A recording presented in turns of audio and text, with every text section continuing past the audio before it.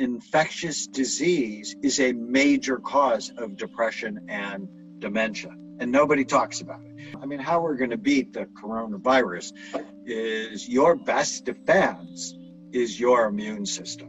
So how do you strengthen it? You want to know and optimize your vitamin D level, where 80% of the world's population is low in vitamin D. There's some new evidence that if you're low in vitamin D, the coronavirus is more likely to hit you hard.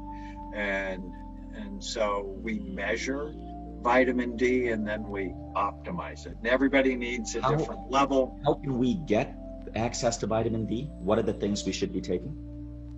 So you get vitamin D from the sun. And so, but the dermatologists won. They made us afraid of the sun, even though we evolved or were made in the sun, and now children are inside playing video games all day. Their vitamin D levels are just terrible. And so try to get sun. And if you can't, because of where you live, take extra vitamin D3. So I take 7,000 units every day, and that keeps me at a high normal level. And at a time like this, I want to be at a high normal level. Then we're not going out as much. And if you have darker skin,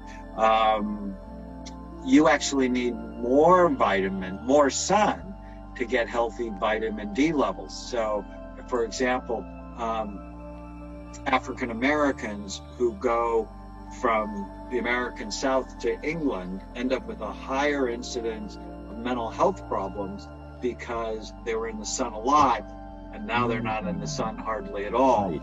And it crashes their immune system. Vitamin D is important for so many things. There's a whole section on that. So especially now with the pandemic happening, you said we have to focus on our immunity. Vitamin D is one. What else should we be looking at? Probiotics, because your gut houses about 60% of your nervous tissue. And so gut health becomes very important. And then certain foods like garlic, onions, mushrooms help boost immunity, as does zinc and vitamin C. And sleep, we're going to get to sleep in just a minute, but sleep is just incredibly important when it comes to strengthening your immunity. And comedies, I just can't stress this enough. Turn off the news. Do not watch the terrible news 24/7. That will make you sick. There's this great book. It's one of the reasons I became a psychiatrist. It's called The Anatomy of an Illness by Norman Cousins. And I think it was published around 1978 or 1979.